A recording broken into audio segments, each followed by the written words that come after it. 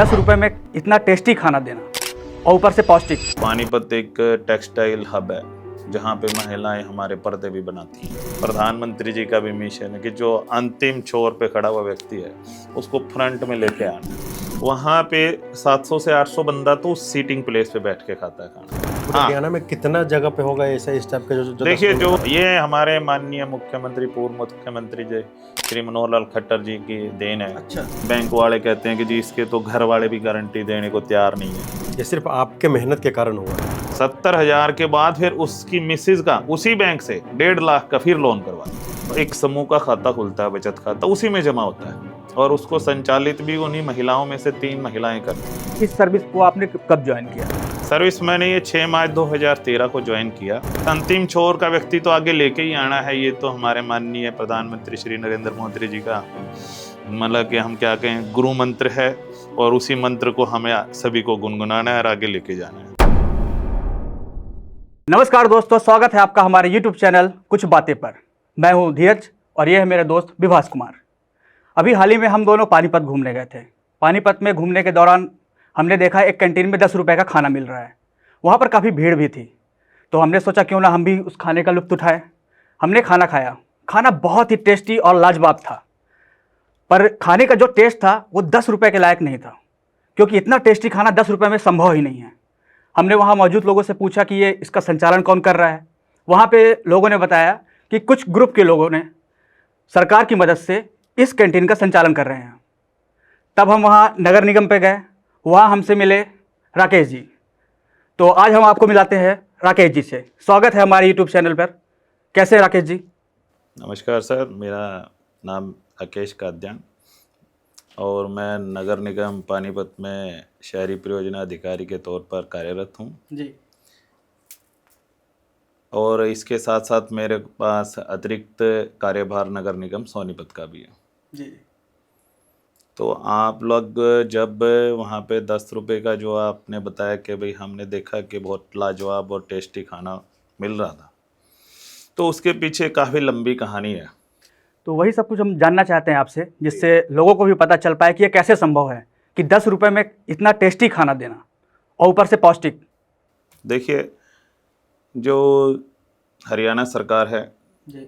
हरियाणा सरकार का एक विभाग है श्रम विभाग। तो बेसिकली जो मेन मकसद है कि जो श्रमिक लोग हैं उसमें उनको एक पौष्टिक खाना वन टाइम तो ऐसा मिले ताकि वो जो मेहनत कर रहे हैं तो उनको पौष्टिक खाना उपलब्ध हो जाए। तो इसी विषय पर उन्हें लेबर विभाग काम करता है। तो वो ऐसे लोगों को मतलब कि कैंटीन चलाने के लिए देते हैं जो कि उसका संचालन अच्छे से कर सकें और एक बेहतर और साफ सफाई से और पौष्टिक खाना उपलब्ध हो सके। तो ऐसे ही जो मैं जिस विभाग में हूँ मैं उसमें एक स्कीम है हमारी, जिस स्कीम के तहत हम ये महिलाओं के स्वयं सहायता समूह बनाते हैं। जी। तो वो स्वयं सहायता समूह से जब हमारी बातचीत होती है, हम उनसे मिलने जाते हैं, ग्रुपों में ऐसे बैठते हैं, हम देखते हैं कि बहुत ही नीचे तबके की औरतें हैं जो कि बेचारे अपना जीवन यापन ही बड़ी मुश्किल से कर पाती हैं। सही बात। तो उनको हम समूह में जोड़ते हैं। समूह में जोड़ने का मकसद ये है कि एक उनकी छोटी मोटी थोड़ी थोड़ी बचत, एक तो उनको बचत की हैबिट हो, साथ के साथ उनको किसी न किसी रोजगार से भी जोड़ना, बैंक से उनको पैसे दिलवाना, ये मकसद हमारा रहता है। नहीं, समूह से जोड़ने का क्या मतलब है? समूह कौन डेवलप करता है? मतलब कहाँ से समूह बनता है, कौन बनाता है? देखिए, समूह बनाने के लिए जो हमारे नगर निगम में है उसमें कुछ महिलाएं और कुछ उसमें एक्सपर्ट लोग हमने इस स्कीम में लगा रखे हैं जो कि वो कांटेक्ट करते हैं। अच्छा, आप स्कीम का नाम ले रहे हैं बार बार, तो ये स्कीम कौन सा है? ये देखिए, ये दीनदयाल अंत्योदय राष्ट्रीय शहरी आजीविका मिशन DNULM स्कीम है, जिसको कि ministry of urban housing and urban affairs जो है संचालित करती है, सेंट्रल मिनिस्ट्री। तो उस स्कीम में ये ग्रुप बनाए जाते हैं। जी। तो इसमें जो ग्रुप का साइज रहता है वो 10 से 20 महिलाओं का साइज रहता है। तो सर, इसमें ये बताइए कि जो ये समूह होता है इसमें मिनिमम कितनी और मैक्सिमम कितनी महिलाएं जुड़ सकती हैं? देखिए, जो स्कीम की गाइडलाइंस हैं उसके हिसाब से कम 10 महिलाएं या ज़्यादा से ज़्यादा 20 महिलाओं का एक स्वयं सहायता समूह बनता है। इसमें पर्टिकुलरली सिर्फ महिलाएं जुड़ती हैं या फिर पुरुष भी जुड़ सकते हैं। देखिए इसके अंदर जो स्कीम की गाइडलाइंस हैं वो ये कहती हैं कि भाई महिलाएं 10 से 20 हो, इसलिए हम सेल्फ हेल्प ग्रुप वोमेंस बोलते हैं इसको अच्छा पर्टिकुलर सेल्फ हेल्प ग्रुप बोलते हैं एसएचजी वोमेंस। मतलब ये जो स्कीम है महिला को आगे बढ़ावा देने के लिए है, बढ़ाने के लिए। इसके साथ साथ इसमें ये भी प्रोविजन है कि हम जो थर्ड जेंडर है उसका भी इस स्कीम को इसी में स्वयं सहायता समूह बना सकते हैं। इसके अलावा जो हैंडीकैप पर्सन्स हैं उसका भी ग्रुप बना के हम उसको ले सकते हैं। तो हैंडीकैप में पुरुष हो सकते हैं? हाँ पुरुष हो सकते हैं, लेकिन बार वो नहीं है, जेंडर बार नहीं है। हाँ जेंडर बार नहीं है। जेंडर बार सिर्फ ये है कि पुरुष मतलब कि जो ठीक है वो नहीं रहेंगे, जो हैंडीकैप पर्टिकुलर कैटेगरी को उसमें लिया गया। इसी तरीके से थर्ड जेंडर को लिया गया। नहीं तो हमारे मोस्टली जो है 100 में से अगर मैं बात करूंगा 99.5% अगर हम बात करें तो महिलाओं के ही इसमें ग्रुप बनाए जाते हैं। तो महिला क्या करती है, जैसे मान लो समूह बना दिया आपने, जी जी जी। तो आप बता रहे हैं कि छोटे छोटे उद्योग, छोटे छोटे अपना क्या बोलते हैं उसको, जो काम करते हैं टॉयज बनाने का, या फिर मान लीजिए घरेलू ज्वेलरी का काम हो गया, कपड़ा जो वेस्टेज कपड़ा है उसको फिर कुछ देखिए हमारे यहाँ पे जो हम बात करें महिलाएं हर एक एक्टिविटी से जुड़ी हुई हैं। मैं पानीपत और सोनीपत की पर्टिकुलर अगर बात करूं तो पानीपत एक टेक्सटाइल हब है जहाँ पे महिलाएं हमारे पर्दे भी बनाती हैं। पर्दे की वो पंचिंग करना, उसकी स्टिचिंग करना, कटिंग करना, उसके अलावा धागे बनाना, चादरें बनाना, मैट बनाना, मैट पॉश बनाना, फिर सारी चीज़ों में मतलब कि महिलाएं जुड़ी हुई हैं। अब हम जब ऐसी कॉलोनीज में गए तो वहाँ पे हमने देखा कि महिलाएं जो है ना क्या ले रही हैं, उनको शाम को दिहाड़ी मिलती है कितने 200 रुपये, 250 या 300 रुपये बस। क्यों? क्योंकि उनको वो नौकरी दे देते हैं तो ये कहते हैं हम 6,000 रुपये महीना देंगे, 7,000 रुपये महीना। और बेचारी महिलाएं पढ़ी लिखी नहीं होती, तो इनका इससे परिवार का गुजारा भी नहीं हो पाता होगा। बिल्कुल बिल्कुल। और फिर दूसरा वहाँ पे एक फिक्स टाइम होता है उनका, सुबह उनको बेचारों को 7 बजे निकलना पड़ता है, शाम के 7-8 बजे वापसी होती है। हाँ जो नॉर्मल रूटीन है। तो टाइमिंग भी ज़्यादा लगता है और सही से उनको जो उनका मतलब कि इनकम हम बात करें आय भी नहीं हो पाती। तो इसकी वजह से फिर हम ने इन महिलाओं को जब हम बैठते हैं तो, और फिर दूसरा एक चीज़ हमने ये भी देखी कि जो ये महिलाएं होती हैं इनके बेचारे के घरों में ना बहुत ही ज़्यादा दिक्कतें होती हैं। इनके हस्बैंड जो होते हैं पीने खाने वाले होते हैं, ठीक है, या लड़ाई झगड़े होते हैं, इसलिए महिलाएं जो है घर से बाहर निकलती हैं, बेचारी को कहीं ना कहीं लेबर का काम करती हैं या कहीं ना कहीं साफ सफाई का, या इस तरीके से हम इन महिलाओं से मिलते हैं तो उनके दुखड़े भी हमें सुनने को मिलते हैं। फिर जब उनके दुखड़े सुनते हैं तो हमें कि ये खुद से ही भाई हम ये इनको जो सरकार ने हमारे को जिस पर्पज़ से लगा रखा है तो हम उस पर्पज़ को पूरा करते हैं। एक दिल से जुड़ के हम उन महिलाओं को जब बिठाते हैं, उनसे बात करते हैं, उनको बताते हैं जी ऐसे ऐसे आपका एक समूह बनेंगे, उसके अंदर आपको एक छोटी छोटी सेविंग करनी है, आप महीने की 100 रुपये की आप एक बंदा सेविंग करे ताकि आप लोगों के 10 बंदों का हम 1,000 रुपया जमा हो। वो एक समूह का खाता खुलता है, बचत खाता, उसी में जमा होता है और उसको संचालित भी उन्हीं महिलाओं में से 3 महिलाएं करती हैं, जिसमें एक प्रधान, एक सचिव और एक अपना कोषाध्यक्ष होता है। जो ग्रुप बना है उसी में से सबको एक पोजीशन दे दिया जाता है कि आप अध्यक्ष हैं, आप 3 तो ये हो गए जो खाते को ऑपरेट करते हैं, बाकी 7 लोग उसमें सदस्य रहते हैं। अच्छा, मतलब एक तरह से समिति की तरह, जैसे अपन समिति का रजिस्ट्रेशन करते हैं उसी तरीके से। उसमें क्या है ना उनके ये एक इसका स्कीम का ना पंचसूत्रीय कार्यक्रम है। इसमें ना जैसे अच्छे तरीके से बुक कीपिंग होती है, रिकॉर्ड मेंटेन करना, रेगुलर बचत करना, इसके साथ साथ अपना इंटरलोनिंग करना, महिलाएं आपस में एक दूसरे की मदद करती हैं, उसका लोन दे देती हैं। कितना % पे लोन मिलता है उसमें? देखिए उसमें जो है ना स्कीम की गाइडलाइंस ये कहती है कि अगर बैंक से फाइनेंस होगा तो 7% पे मतलब कि महिलाओं को बियर करना है, बाकी जो rate of interest more than 7% रहेगा वो गवर्नमेंट बियर करेगी। लेकिन अगर वो टाइमली रीपेमेंट भी कर देती हैं, लोन ले लिया मान लो टाइमली रीपेमेंट किया, तो एक्स्ट्रा 3% की इंटरेस्ट सबवेंशन उनको और दे दी जाती है। तो अल्टीमेटली अगर हम बात करें अगर अच्छा समूह है तो वो 4% पे ही उनको पैसा गवर्नमेंट की तरफ। और अच्छा, अगर महिलाएं सही समय अवधि में पैसा ना दे पाए तो उन पे कुछ एक्शन लिया जाता है? या ऐसा होता है कि कुछ एक सिचुएशंस होती हैं हर एक के घर में। आज का मैंने मतलब हम देखते हैं, इवन मैं बड़े से बड़े लोगों की या हमारे जैसों की भी नौकरी पेशा वाले की भी बात करूं तो कुछ एक माहौल या कुछ एक सिचुएशंस घर में कभी ऐसी आ जाती है कि बंदे को कहीं ना कहीं बैंक की अगर केस चल रही है तो वो बाउंस भी हो जाती है। तो ये तो 10 महिलाएं जुड़ी हुई हैं, अगर 2 महिलाओं की मान लो पोजीशन आज टाइट है तो वो 8 महिलाएं उनको मिलके उसकी किस्त भर देती है, नेक्स्ट महीने में उससे वो ले सकती हैं।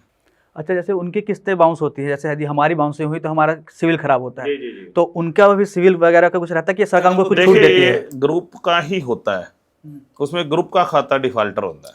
अच्छा, उसमें क्या होता है ना कि जैसे 5-6 का ग्रुप बना, जैसे मतलब 10 महिला का ग्रुप बना, तो उस ग्रुप के नाम पर एक अकाउंट खुला, उस अकाउंट पे उसका अच्छा समिति जो अभी हमने समिति के नाम से, लेकिन उसका भी इफेक्ट ये होता है कि जब बैंक फाइनेंस करता है तो उन 10 के 10 महिलाओं के लिए केवाईसी का अपना डॉक्यूमेंटेशन पूरा करता है। हाँ, मैं ये पूछना चाहता हूँ, जैसे मान लीजिए लोन मिला उसको समूह के नाम पर, समिति के नाम पर मिला, जी। अब मान लीजिए 10 महिलाओं का ग्रुप है, उस ग्रुप में भी किसी महिला को जरूरत पड़ गया, मान लीजिए किसी की बेटी का शादी है या फिर घर में कुछ फंक्शन है, उस महिला को अगर किसी कुछ फंड का जरूरत है, तो क्या वो समिति के अंदर जो पैसा का इनकम है उसमें से भी वो लोग एज ए लोन ले सकता है? बिल्कुल। तो वो उसका क्या प्रोसीजर है और कितना परसेंटेज पे होता है? ऐसा होता है कि ग्रुप जो सरकार की हिदायतें वो मैंने शेयर की, हाँ, जो सरकार गाइडलाइन है। अब बाकी जो ग्रुप है उसमें प्रधान सचिव और जो कोषाध्यक्ष है वो अपनी शर्तें बनाते हैं। क्योंकि बैंक से जो पैसा मिल रहा है वो 4% पे मिल रहा है सालाना ब्याज। अगर वो महिलाएं जो गरीब तबके की आज के टाइम पे अपने किसी पड़ोसी से, रिश्तेदार से लेती हैं तो उनको 5%, सैकड़ा, 10%, सैकड़ा बोलते हैं हमारे हरियाणा में, तो उस हिसाब से उनको पैसा देते हैं। यानी कि अगर उनको 1000 रुपये दिया तो 100 रुपये पहले ही काट लेंगे, 900 रुपये की 9 दिन की किस्तें बना दी। देखो इतना स्पीड उसका वो होता है। तो एक 100 रुपये जो है वो सिर्फ 10 दिन में उनको खर्चा पड़ता है। 5% पे है तो 50 रुपये पड़ गया। तो इस हिसाब से इस चीज़ में मतलब हमारे जैसे रेहड़ी फड़ी वाले भी होते हैं, तो उनको भी इन चीज़ों का ना काफ़ी प्रभाव पड़ता है। उनके बेचारों की इतनी आमदनी, इतना ही वो जो फाइनेंसर है वो प्राइवेट लोग है वो ले जाते हैं। तो मेन जो इस स्कीम को जो गवर्नमेंट का मैंडेट है कि जो नीचे से जो तबका है, जो अंतिम व्यक्ति है उसको ऊपर लेके आया है। जैसे कि हमारे प्रधानमंत्री जी का भी मिशन है कि जो अंतिम छोर पे खड़ा हुआ व्यक्ति है उसको फ्रंट में लेके आना है। तो उस कड़ी में ही इस चीज़ को हम जोड़ के देखते हैं और जोड़ रहे हैं। अच्छा, तो सर मैं ये जानना चाहता जैसे कि जितना मैंने पढ़ा है अकॉर्डिंग टू मी जी, और देखा है, सुना है यहाँ वहाँ से कि हरियाणा में पर्दा प्रथा बहुत ज़्यादा है, तो क्या वहाँ पे महिलाओं को किसी की तरह के रोक टोक करते हैं उनके परिवार वाले कि नहीं तुम काम नहीं करोगे या कुछ ऐसा? कुछ ऐसा है कि जो आपने बात की कि पर्दा प्रथा, ऐसा कुछ नहीं है। अब Haryana is a developed state. अगर आज मैं बात करूं हरियाणा के अंदर, जो अगर हम बात करें कि ग्रामीण क्षेत्र का अलग स्कीम है यही, उसमें वो ग्रामीण से संबंधित सेम पैटर्न है। ग्रामीण में भी ऐसे ही हम ग्रुप वगैरह बनाते हैं, वो एडीसी ऑफिस से डील होते हैं, मिनिस्ट्री ऑफ डेवलपमेंट जो है हमारी रूरल डेवलपमेंट, वो उसको डील करते हैं। नहीं, लेकिन DNULM जहाँ पर हम बात कर रहे थे, अब जिसने आपने बताया समूह, वो अर्बन के लिए है, वो अर्बन के लिए, तो हम अर्बन में ही काम करते हैं।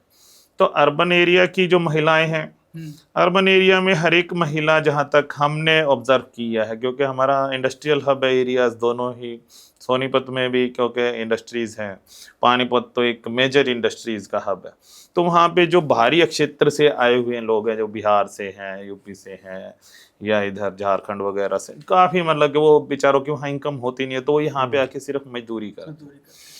तो आदमी तो उनके चले जाते हैं, औरतें बेचारी कुछ नहीं करती, तो औरतें भी साथ में आदमी के मजदूरी पे ही जाती हैं, जहाँ पे उनका शोषण ही होता है, क्योंकि जितना उनको बेचारे का शारीरिक श्रम वो वहाँ पे दान करते हैं, उससे हिसाब से उनको पैसा बहुत कम मिलता है। तो इसीलिए जो इस स्कीम का मकसद है कि उन लोगों को जोड़ के इसमें फ़ायदा दिया जाए।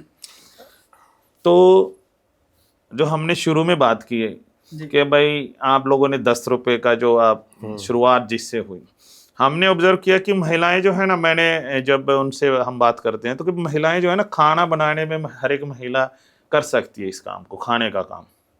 भाई खाना घर में बनाते हो, जब हमने उनसे बात की भी आप खाना घर में बनाते हो तो क्यों ना आप एक कैंटीन चलाओ। अच्छा, उस कैंटीन में हमने ये भी पढ़ा कि पूजा सहायता केंद्र कुछ ऐसा लिखा हुआ था, स्वयं सहायता, तो ये कोई उसी टाइप का ग्रुप है? बिल्कुल ग्रुप है। ये हमारा स्कीम के तहत ही, DNULM स्कीम के तहत ही बना हुआ स्वयं सहायता समूह है। क्या DNULM का फुल फॉर्म बता सकते हैं? दीनदयाल अंत्योदय योजना, राष्ट्रीय शहरी आजीविका मिशन। ये केंद्र सरकार के तहत है कि सेंट्रल गवर्नमेंट की स्कीम है, इसमें सेंटर का शेयर रहता है और स्टेट का भी शेयर रहता है। तो सेंटर और स्टेट के कुल उसमें 3/4 सेंटर का रहता है, 1/4 जो है स्टेट की तरफ से इसमें फाइनेंस तो इसी स्कीम के तहत आप समूह बनाते हैं? और बिल्कुल जैसे आपने बोला कि अभी जो 10 रुपए की थाली है जो कैंटीन चला रही है, उसी स्कीम के तहत समूह बना, समूह वाले लोग ही इसको संचालित करते हैं उस पूरे कैंटीन में, है ना? अब उस कैंटीन के बारे में बताइए। तो अच्छा, वो जो 10 रुपए है वो नहीं समझ में आ रहा मुझे कि जो 10 रुपए में देने में खाना तो बहुत टेस्टी, नो डाउट, हमने भी खाया, टेस्ट किया, लोग भी खुश थे जिनसे हमने चर्चा की, पर 10 रुपए में कैसे पॉसिबल है 10 रुपए में देना और उसमें उस ग्रुप का प्रॉफिट कैसे जनरेट होना? बिल्कुल बिल्कुल, मैं इसमें बताना चाहूँगा कि मैंने पहले बताया भी कि श्रम विभाग और इस स्कीम के लोग, ठीक है, श्रम विभाग वैसे किसी ओपन टेंडरर को दे सकता है ये कैंटीन्स का काम। हाँ, मतलब कैंटीन भाई ओपन टेंडरर को दे, ओपन टेंडर जो रहता है वो सिर्फ प्रॉफिट के लिए काम करता है अपने, वो ऐसी क्वालिटी, या आपने देखा भी होगा जब आप गए थे वहां पे, सफाई व्यवस्था, हाँ सफाई व्यवस्था, बैठने की व्यवस्था तो काफी अच्छी और काफी बहुत बड़ा प्लेस। बिल्कुल बिल्कुल, बैठने की व्यवस्था, पंखे की, बिजली, पानी, मतलब हर एक, पीने का भी आरओ का पानी है वहां पे, आपने देखा होगा। और क्लीनलीनेस में लाजवाब है, कहीं कोई सफाई में मक्खी भी नहीं मिलेगी आपको, इतनी सफाई। और उनका एक रूटीन है, सुबह मॉर्निंग में वो 6:30-7 बजे लग जाते हैं, 11:30-12 बजे उनका टाइमिंग शुरू हो जाता है खाने का, 2:30 बजे तक वो चलता है, 2:30 से 3 बजे, बस फिर मतलब सुबह 8 बजे से लोग लग जाते हैं, है ना? बिल्कुल। तो उस समय उनका जो आमदनी का 10 रुपये वाला जो आपने अभी जिक्र किया, उसमें मैं बताना चाहूँगा कि 10 रुपये तो हम लेते हैं सिर्फ उस मजदूर से, श्रमिक से, जो कि वहाँ पे खाने के लिए आया है, उसको 10 रुपये में थाली मिलेगी।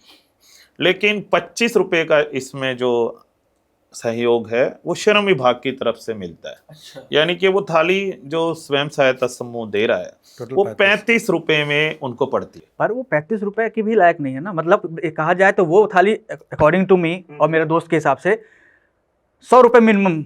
देखिए मैं इसमें बताना चाहूँगा, क्योंकि हमने खाया तो वहाँ कढ़ी, बिल्कुल घर जैसी कढ़ी, और दाल मखनी, रोटी, चावल, अचार, तो इतना कैसे पॉसिबल है 35 रुपए में भी? देखिए ऐसा होता है कि जब एक चीज आप थोड़े उसके लिए बनाओगे और एक बल्क में बनाओगे, मैं इसमें बताना चाहूँगा कि वहाँ पे 700 से 800 बंदा तो उस सीटिंग प्लेस पे बैठ के खाता है खाना, उस एक ग्रुप की बात कर रहा हूँ मैं। वहीं से ही 4 गाड़ियां भी जाती। हाँ, मैं बिल्कुल इस पॉइंट में भी आने वाला था। सही बात। वो गाड़ी का क्या सिस्टम? 4 गाड़ियां श्रम विभाग के थ्रू ही उनको दिया जाता है पैसा, जो उनका एक MOU साइन हुआ है मंथली, भाई आपको मंथली हम इतना खर्चा देंगे। तो ये गाड़ियां जो है श्रम विभाग द्वारा दी गई हैं, मतलब कि गाड़ियां प्राइवेट पर्सन्स की हैं, लेकिन उनको मंथली एक श्रम विभाग की तरफ से पैसा फिक्स मिलता है। अब हर एक गाड़ी के अंदर वही सारी चीज़ें खाने की मिलती हैं जो हम बात कर रहे हैं कि वहाँ बिठा के देते हैं। तो वहाँ पे हर एक चौक चौराहे पे जहाँ पे भी लेबर हमारी ज़्यादा खड़ी होती है या कोई इंडस्ट्रियल एरिया है जो कि हमारे उस पार्टिकुलर लोकेशन से काफ़ी दूर है, तो वहाँ पे वो गाड़ी खड़ी होती है, टाइमिंग उनका फिक्स है और वो 10 रुपये में ही खाना देते हैं। उनका टाइमिंग भी 12 बजे से। बिल्कुल बिल्कुल। तो वहाँ पे हर एक का अगर मैं बात करूँ लोकेशन पे, तो 300 से 350 थाली हर एक गाड़ी वाला दे के आता है।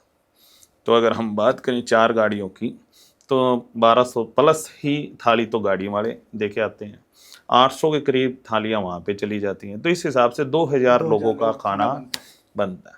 तो एक बल्क में जो चीज़ बनती है, तो जब बल्क में बनती है तो लागत कम हो जाती है, लागत कम हो जाएगी। दूसरा कि लागत के साथ जो ये महिलाएं हैं ये खुद से ही लगी हुई हैं, इनको किसी को देने की ज़रूरत नहीं है, ये खुद से लगे हुए हैं, इनके बच्चे लगे हुए हैं, इनके घर वाले, इनके भाई, इनके हस्बैंड, जो भी इनके जो मन लगे बेचारे मजदूरी। अब मैं हमारे इसमें महिलाओं में 1-2 तो ऐसे भी हैं जिनके हस्बैंड बेचारे जो है ना फिजिकली काम करने में इतने फिट नहीं है, वहाँ पे बेचारे जो है ना सब्जी को हिला लेते हैं, डाल के देने में वो सक्षम है, इतना सहयोग कर देते इतना। तो अगर वही वो एक मजदूर या वो कोई भी एक बंदा हायर करें तो उसको 5-6 हज़ार देना पड़ेगा, लेकिन यहाँ पे एक तो उस आदमी को काम मिल गया उसके, दूसरा वो बचत जो है वो वहीं की वहीं उनको फिर वो बल्क में मिल जाती है। तो इस हिसाब से अब मैं बात करूं तो हमारे इस एक ही ग्रुप की, अब ऐसे तो हमारे ग्रुप 7-8 इसी एक्टिविटी में जुड़े हुए हैं। अभी तो आपने मतलब कि पानीपत में एक और भी ऐसा ही सेम पैटर्न पे चल रहा है विवेकानंद कॉलोनी में। इसके अलावा हमारा घरोंडा में चल रहा है पूरे इसी हरियाणा में। स्कीम के तहत। पूरे हरियाणा में कितना जगह पे होगा ऐसा इस टाइप के जो देखिए, जो मैं अपनी इस स्कीम में, क्योंकि मैंने ही इंटरेस्ट लिया, क्योंकि मैं ही हूँ जो एक अधिकारी जिसने केवल इस पैटर्न को लेकर आगे बढ़ाया है हरियाणा में इस स्कीम को पार्टिकुलर, जिसमें घरोंडा में, पानीपत में, सोनीपत में ये चल रही है, गन्नौर में चल रही है, अपना सोनीपत में चल रही है अपनी रसोई के नाम से, ऐसा ही सेम इंडस्ट्री एरिया में घरोंडा में चल रही है, 2 जगह पानीपत में चल रही है। तो ये 5-6 जगह हमारी ऐसे कैंटीन्स चल रही हैं। और हर एक कैंटीन्स में अगर मैं बात करूँ नॉर्मली तो 800 से 900 लोगों का खाना तो कम से कम बनता ही बनता है। और ये एक पार्टिकुलर कैंटीन है जिसमें 2000 लोगों का खाना बनता है। तो टोटल कितने लोग हैं जो इसमें मतलब काम करते हैं यहाँ पर? और देखिए, इसमें जो है ना 10-12 तो महिलाएं हो गई, ग्रुप की महिलाएं। हाँ, बाकी उनके साथ उनके हस्बैंड हैं, बच्चे हैं, तो हिसाब से 30-35 लोग जो है ना इसी एक्टिविटी में जुड़ जाते हैं। उनको फायदा ये भी है कि वो घर में खाना नहीं बनाते, हाँ, वो खुद भी वहीं पे ही खाते हैं, तो उनकी वो बचत भी है। अगर वो खाना घर पे बनाएं और खाएं तो उससे आप देखिए कि एक नॉर्मल फैमिली का खर्चा भी 8 से 9 हज़ार रुपये तो नॉर्मल है ही है खाने का महीने का। तो 8-9 हज़ार तो उनके वो भी बच जाते हैं, क्योंकि वो सुबह ही आ जाते हैं, 4 बजे के करीब उनको जाना है, सब्जी वगैरह बच गई या चपाती कुछ बची है तो वो अपना घरों में भी ले जाते हैं। ठीक है, क्योंकि उन्हीं का ही काम है, उन्हीं को ही बनाना है, उन्हीं को ही खाना है। तो ये कई तरीके की ऐसी है ना छिपी हुई बचते हैं जो कि हम सोचते हैं कि 35 रुपए में तो वो खाना मिल ही नहीं सकता। लेकिन जब एक तो बल्क में बनेगा, जो उनकी खुद की जो खाना पीने का खर्चा है वो नहीं लगेगा, जो उनके हस्बैंड बाहर कमा नहीं सकते थे वो यहाँ पे अब उनको उस हिसाब से आमदनी भी मिल रही है। आमदनी कितनी हो जाती होगी किसी एक महिला की देखा जाए तो? देखिए, अब 2000 थाली अगर जाती है, 2000 थाली के हिसाब से आप लगा लो 35 रुपए की एक थाली है, ठीक है, तो 70,000 के करीब का पर डे का इनका 65 से 70,000 का जो है ना, उसमें से अब खाने का जो है वो लगा दीजिए लागत, बिजली पानी की, और अपना मेंटेनेंस कॉस्ट भी जाता है जैसे मान लीजिए अपना। इसमें थोड़ा ये भी रहता है कि लेबर विभाग से भी सहयोग मिलता है, ठीक है, जो किराया है उसका बिल्डिंग का वो लेबर विभाग के थ्रू भी है। अच्छा, मैं ये पूछने वाला था कि उनके पास स्पेस बहुत ज़्यादा है, तो इतना बड़ा जो उनको स्पेस मिला तो उसका बहन कौन करता है? जो उसका रेंट होगा, ये वो चीज़ें होगा। बताना चाहूँगा, इसमें लेबर विभाग का भी अपना सहयोग रहता है। लेबर विभाग इसके अंदर जैसे मान लो पूरी एरिया का वो नहीं दे पाते, क्योंकि उनका भी एक कंस्ट्रेंट है कि मिनिमम और मैक्सिमम इतना दे सकते हैं। अब मान लीजिए वहाँ का किराया है 20,000, 15,000 रुपये लेबर विभाग के, तभी हमारी मैक्सिमम लिमिट है तो हम बियर कर लेंगे, तो 5,000 रुपये ही केवल उनको लगा, 15,000 वहाँ से आ गया, ठीक है, इसलिए सब मैनेज हो जाता है। मतलब सरकार का पूरा सहयोग है इस चीज में। ये हमारे माननीय मुख्यमंत्री, पूर्व मुख्यमंत्री जय श्री मनोहर लाल खट्टर जी की देन है। अच्छा, बिल्कुल, उन्होंने इस चीज़ को इतना लिया।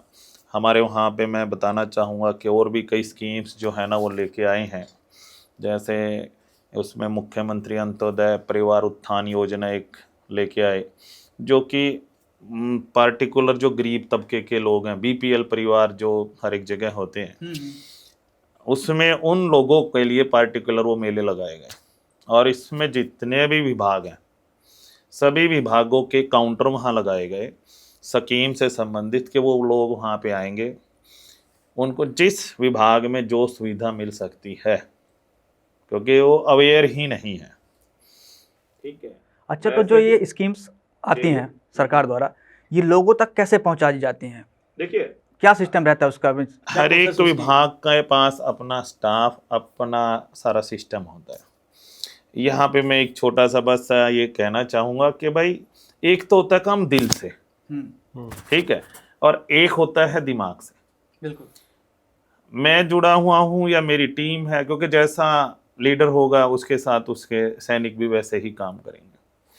तो मैं अगर दिल से जुड़ता हूँ, क्योंकि मैं उनके पास बैठता हूँ, उनको भी बिठाता हूँ, तो सर मैं ये जानना चाहता हूँ कि चलिए ठीक है, आपके पास तो एक पर्टिकुलर पानीपत और सोनीपत है, जी जी जी। जो बाकी एरिया है वहाँ पे भी तो स्कीम पहुँचती होंगी, तो वो कैसे पहुँचती हैं लोगों देखिए, तक? हर एक स्कीम के अंदर पर्टिकुलर स्टाफ लगा हुआ है, ठीक है, उनकी वाइड पब्लिसिटी भी होती है। इसके अलावा हमारे पब्लिसिटी भाई जिस तरीके से बंदे जो हैं, वैसे तो पार्षद जो हमारे होते हैं शहर के अंदर, अच्छा, पार्षद के यहाँ हम जाके मीटिंग करते हैं कि भाई आप आपके एरिया के जितने भी जो महिलाएं या लेडीज़ या फिर हम बात करें जेंट्स, जो भी आपके इधर उधर हैं जो रहते हैं, उनका आप हम आएंगे एक दिन, आप उनको अपने घर में बुलाइए, साथ में कोई धर्मशाला या जो भी आपको कन्वीनियंट स्पेस लगे, ताकि जो स्कीम सरकार की हैं वो हम वहाँ पे बता सकें।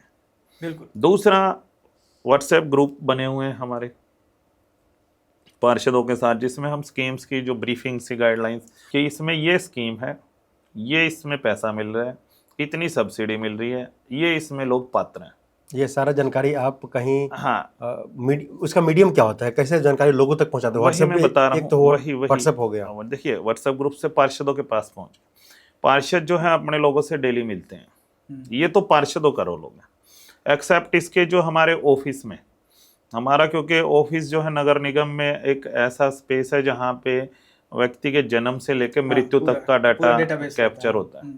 तो जब जन्म होगा तब उसको वहीं आना है, मृत्यु होगी तो वहीं आना है, शादी होगी तो वहीं आना है, रजिस्ट्रेशन की प्रॉपर्टी खरीदेगा तो वहीं आना है, कुछ भी करेगा वहीं पहुंचना है। तो मतलब कि मेरे हिसाब से ना 15-20 ऐसी बेसिक सर्विसेज हैं जो कि हर एक व्यक्ति को उसकी जरूरत पड़ती है। बिल्कुल।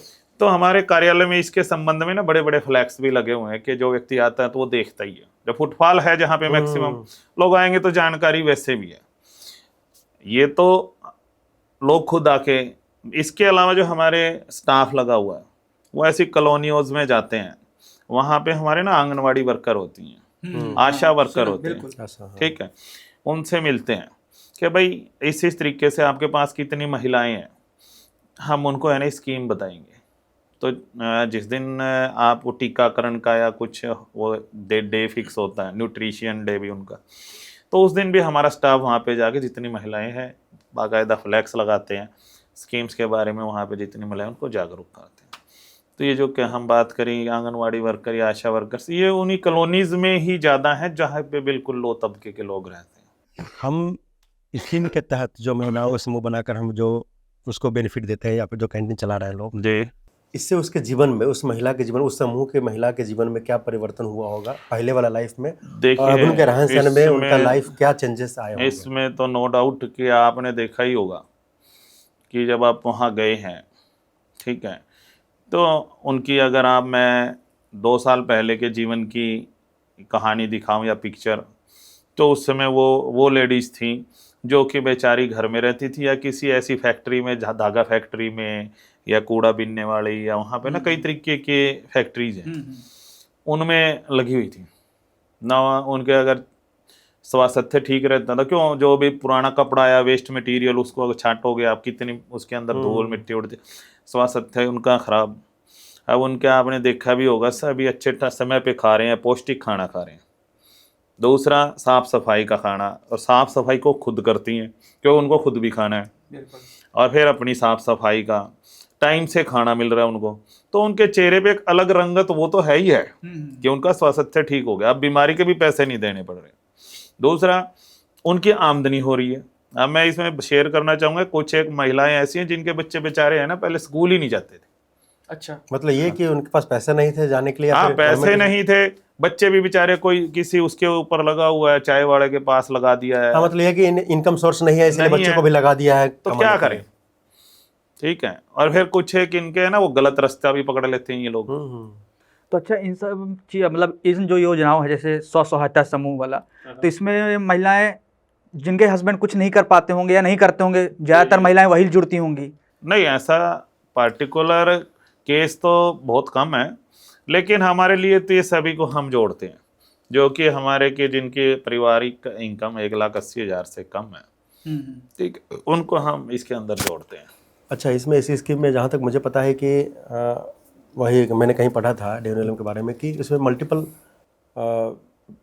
मॉडल है, जैसे मान लीजिए ट्रेनिंग देने का है, बिल्कुल, शेल्टर बिल्कुल, होम्स भी है आई थिंक। बिल्कुल, उसके बारे में थोड़ा बता सकते हैं कि क्या क्या है जो इस स्कीम के तहत लोग और ज्यादा मैं बेनिफिट बताना चाहूंगा कि ये तो एक हमने एक पार्टिकुलर महिला वाले सेगमेंट हाँ की उस बात सेगमेंट की। पर, हाँ और भी इसी सेगमेंट है स्कीम में हमारे कई कंपोनेंट्स और हैं जिसमें कि हम हर एक वर्ग के लिए कुछ ना कुछ कर रहे हैं। हाँ उसी के बारे में थोड़ा थोड़ा थोड़ा अब करके बता दीजिए। जो इंडिविजुअल लोन मिलता है, इसमें कोई व्यक्ति अपना या महिला खुद का कोई रोजगार करना चाहती है तो अनसिक्योर्ड लोन इसमें 2 लाख रुपए तक का सरकार के माध्यम से इसी स्कीम में पर्टिकुलरली एक पर्सन को? जी। ओह बहुत बढ़िया। ठीक है। तो वो भी 7% सालाना ब्याज पे उसको मिल जाता है। उस पे कोई उसको ना सिक्योरिटी देने की ज़रूरत है, ना गारंटर देने की ज़रूरत है। इसमें हमारे पास कई केस ऐसे भी आए कि बैंक वाले कहते हैं कि जी इसके तो घर वाले भी गारंटी देने को तैयार नहीं है। तो एक वो बेचारे मैं शेयर करना चाहूँगा कि एक हस्बैंड वाइफ थे, दोनों ही पोलियोग्रस्त। अच्छा। उनके पास कोई बेचारों का काम करने का जरिया नहीं था, लेकिन लगन थी उनमें, काम करने की इच्छा थी। हाँ। तो उनसे संपर्क हुआ, वो व्यक्ति हमारे पास आए थे, बोले सर मुझे लोन, भाई लोन तो हम दिलवाएं आपको, आप करेंगे क्या? तो बोला सर मैं है ना ये इसकी क्रोकरी की काम करना चाहता हूँ। अच्छा, क्रोकरी शॉप। भाई आपके पास दुकान है? दुकान भी नहीं है। कोई एक्सपीरियंस है? बोला जी एक्सपीरियंस ज़्यादा सा तो नहीं है, हाँ भाई पता है ये सस्ता माल आता है, तो उसको इतना पता। क्रॉकरी में यही कप वगैरह आते हैं, कप प्लेट्स या छलनी। तो उस व्यक्ति से मुला, मैंने उसकी लगन देखी, मैंने उसका फार्म भरवाया, अभी इसमें ऐसे ऐसे 2 लाख रुपए तक का लोन मिलता है, हम दिलवाएं भी गए आपको। बैंक वालों की एक इसमें है ना बहुत थोड़ा सा मैं कहूँगा, देखो कि अब हम मंच पे बैठे हैं तो ऐसे कहना भी अच्छा नहीं लगता, लेकिन फिर भी बैंक वालों की ना एक छोटी सी अप्रोच माइंड सेट है कि ये उस स्कीम से संबंधित केस है, इसको सब्सिडी खानी है, बैंक का लोन वापस आना नहीं है, जो भी बैंक को पैसा दे। उनकी एक टेंडेंसी माइंड सेट हुआ है, 100 में से 70-80% लोगों का ऐसे माइंड सेट है। तो उसमें फिर हमारी जो है ना इंटरवेंशन होना जरूरी हो जाता है कि भाई आप दे क्यों नहीं रहे हैं। हाँ। अब इसमें केस में जो मैं बताऊं, इसमें ऐसा हुआ कि जब फार्म भेजा तो उन्होंने उसके फादर को बुलाया कि भाई आप आइए और इसकी गारंटी या बताइए कि अब ये काम करेगा या नहीं। उसके फादर ने कह दिया भी मैं तो नहीं जानता, ना मुझे पता, क्योंकि वो बेचारे बैंकों के लोन के नाम से ना कई गरीब लोग डरते हैं। बहुत लोग डरते हैं, ये तो मैंने देखा है। वो डरते हैं, उनको ना ये लगता पता नहीं क्या इसके अंदर कुछ हो जाएगा, हमें ही उठा ले जाएंगे, नहीं भर पाए क्या होगा। हाँ उठा ले जाएंगे, उनके माइंड में होता है। तो जब हम उसके बैंक में उसके फादर ने मना कर दिया, वो मेरे को फिर 1-1.5 महीने बाद फिर आया, मैं उससे पूछा भी आपका लोन हुआ है कि नहीं? बोला सर वो तो दे ही नहीं रहे, मना कर दिया उन्होंने। मैं कि मना क्यों कर दिया? बोले जी पता ही नहीं, मेरे को नहीं दे रहे। हालांकि बैंक वाले ने उसको ये नहीं बताया कि तेरे फादर ने ही मना कर रखा है। मैं चलो भाई उसके साथ मैं गया, बैंक में गए हम। ओबीसी बैंक होता था पहले, ओरिएंटल बैंक ऑफ कॉमर्स, अब तो पंजाब नेशनल बैंक हो गया। ब्रांच मैनेजर से मिले तो ब्रांच मैनेजर से मैंने पूछा भी आप क्यों नहीं कर रही हैं ये काम, इतने समय हो गया, जबकि रिजर्व बैंक ऑफ इंडिया की गाइडलाइंस है कि within 15 days you have to take decision. भाई या तो डिसबर्स कीजिए या फिर रिटर्न कीजिए with valid solid reason. Bank वाले ऐसे रीजन लिख देते हैं, मतलब वो महान आदमी हो, कुछ भी लिख सकते हैं। हमने देखा है, मेरे ऐसे ऐसे बहुत एग्जाम्पल हैं जो अगर हम शेयर करें तो टाइम बहुत लग जाए। तो उसके जब बात हुई तो बोले जी इसका ना घर वालों ने ही मना कर दिया। इसके भाई तू बैंक का लोन इसको दे रहा है, इसके घर वालों को दे रहा है, पहली बात तो ये है। भाई डॉक्यूमेंट तो इसके लगेंगे। बोले नहीं जी सर ऐसा, इसके फादर ने मना कर दिया, ये काम नहीं करेगा। यार मेरे को बात समझ नहीं आ रही, आपने पहले देने से पहले ही प्री डिसाइड कर दिया कि ये काम ही नहीं कर पाएगा, मतलब माइंड सेट है ना।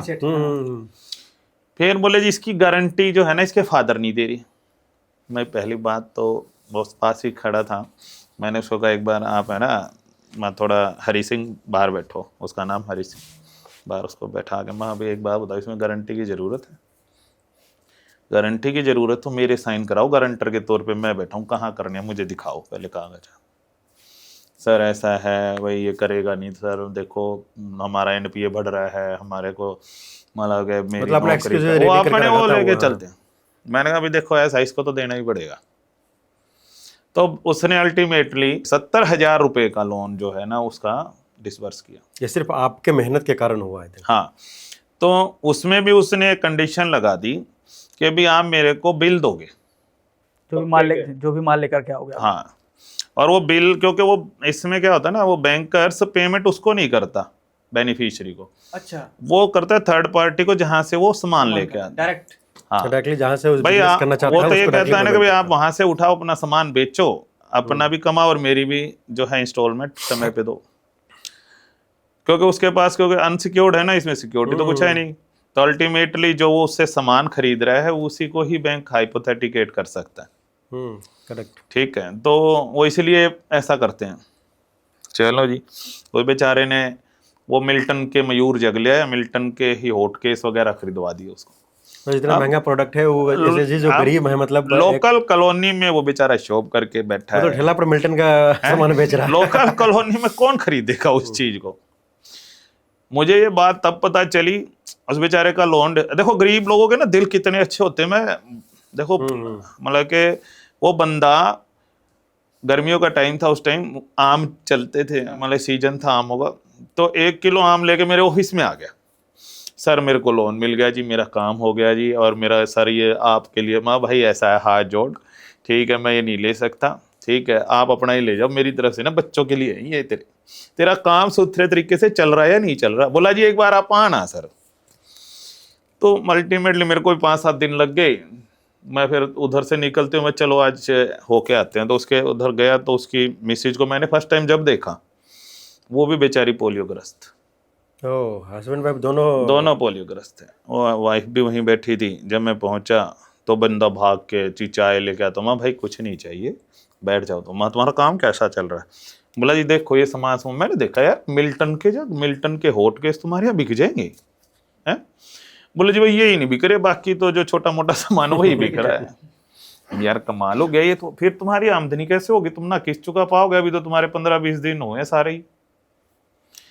बोले जी बस देखो सर कैसे होगा। मैं कोई बात नहीं।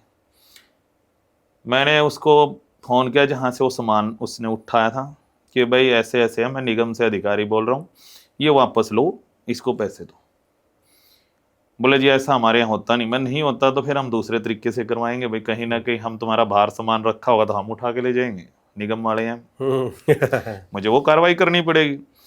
तो उसको माइंड में थोड़ी सी वो सेट हुई पिक्चर। बोला मैं यार जेन्युइन बंदा, इसका ये देखो ना बिक तो रहा ही नहीं, आपके वहां तो बिक जाएगा, मार्केट है वो, इसके यहाँ तो मार्केट ही नहीं है। तो वो उसको वापस करवाया, पैसे दिलवाए, फिर सदर बाजार दिल्ली से उसको सामान खरीदवा के तब वो उसकी वहाँ पे वो सामान लेके गया, और तब उसकी सेल शुरू हुई। उसके बच्चे बेचारे के है ना सरकारी स्कूलों में जाते थे, 3 बच्चे थे उसके, तो अब वो प्राइवेट स्कूलों में भेजता बच्चों को। 70,000 के बाद फिर उसकी मिसेज का उसी बैंक से 1.5 लाख का फिर लोन करवाया। मतलब इसी स्कीम के तहत आप बता रहे थे, जो हाँ, दूसरा सेगमेंट बता रहे थे। हाँ, और भी कुछ सेगमेंट है, छोटा-छोटा डिस्क्रिप्शन दे दीजिए। इसमें देखिए 2 लाख रुपए तक का इंडिविजुअल लोन है। इंडिविजुअल में ही एक हमारा ग्रुप का लोन होता है, जिसमें 5 व्यक्ति मिलकर कोई भी अपना प्रोजेक्ट बेस्ड एक्टिविटी कर सकते हैं। उसमें अप टू 10 लाख तक का प्रोजेक्ट के ऊपर सैंक्शन हो जाता है, जो एक ग्रुप बना करके उस पर लोन लेते हैं। हाँ, उसमें यही महिला लोग आती हैं या फिर महिलाएं आ जाए, जेंट्स आ जाए, उसमें कोई भी। अच्छा, ये समूह अलग है, जिस जो कैंटीन चलाती है वो समूह अलग है। वो हमारा SEP G सेगमेंट है। अच्छा, क्या बोलते हैं?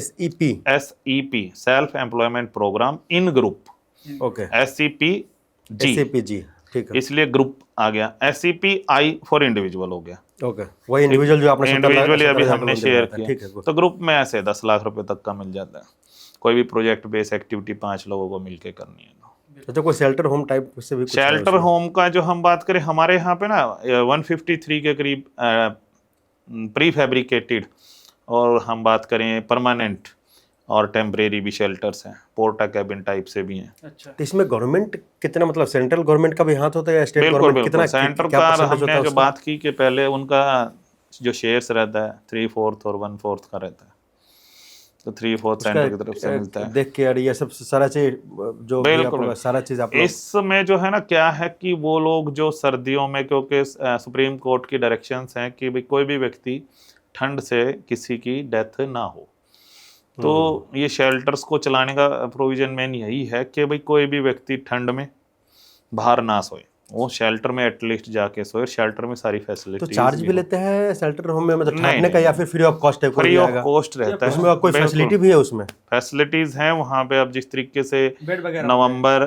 दिसंबर, जनवरी, फरवरी ये महीने तो हमारे क्रूशियल होते हैं, जिसमें के उसमें चलता ही रहता है। आप क्या क्या प्रोवाइड करते हैं? कंबल उम्बल सब देते हैं उसमें? बिल्कुल बिल्कुल, कंबल रहते हैं, गद्दे रहते हैं, चादर रहती है, पिलो रहता है, पानी के लिए मयूर जग रहता है, गर्म पानी पीने के लिए केतली है, इलेक्ट्रिक केटल है। अच्छा। उसके अलावा नहाने के लिए गीजर भी लगा हुआ है।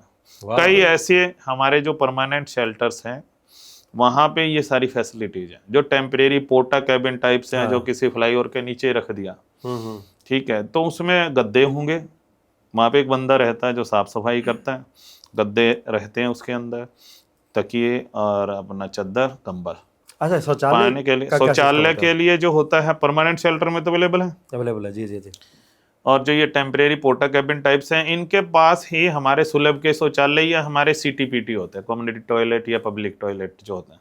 अच्छा। वो नियर ही अबाउट होता है, जैसे 100 मीटर कि मतलब यहाँ हमने कैंप लगाया, मतलब वही कैंप नहीं, मतलब जैसे पोर्टा कैबिन रख दिया तो उसके नियरेस्ट ही वो 100 मीटर पे या 50 मीटर की दूरी पे वो है, तो वो उसको बेसिक जो जरूरतें हैं वो वहाँ पे अपना पूरी कर सकते हैं। ये भी इसी स्कीम के तहत आता है जो अभी तक हरियाणा में कितना, कुछ बता सकते हैं कितने जगह पर लगा होगा? देखिए हमारे 153 के करीब हैं पूरे हरियाणा में, टेम्परेरी प्लस परमानेंट शेल्टर्स जो हैं। ये परमानेंट शेल्टर है जो ऑलरेडी बना हुआ है 153 के लगभग में? नहीं, हमारे जो हम प्री फैब्रिकेटेड शेल्टर की बात करें, ठीक है, जिसमें उसमें तो सारे ही ये लगाओ कि हर एक में 4-5 रूम का हॉल का पूरा ऊपर नीचे स्ट्रक्चर है, टॉयलेट, लैट्रिन, बाथरूम, ऑफिस, सारा स्ट्रक्चर होता है। सबसे बड़ी बात है धीरज, कोई चार्ज ही नहीं है, कोई भी जाकर ठहर सकता है। बिल्कुल कोई भी नॉर्मल इंसान, जैसे मान लीजिए मैं ही विजिट करा, मुझे मन कर रहा है कि वहाँ ठहर जाए, बिल्कुल कोई उसमें रोक नहीं सकता है। कोई नहीं रोक सकता, होना चाहिए, कोई भी व्यक्ति वहाँ रुक सकता है।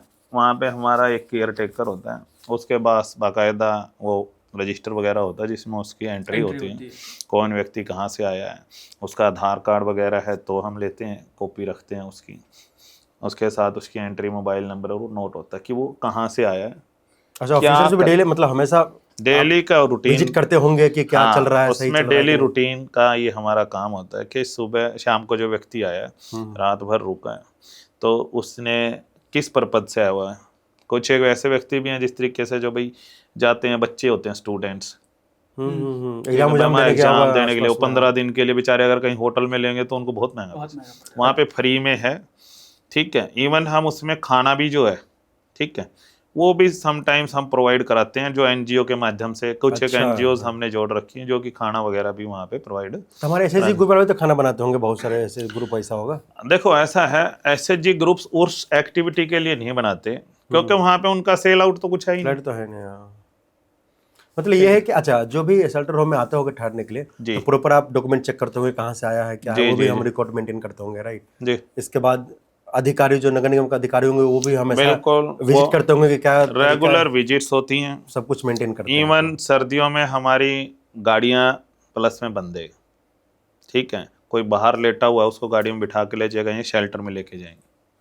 ये भी मतलब के रूटीन रात को रहता है 11-1 बजे तक, 11:30-12 बजे तक, ऐसा डेली रात को।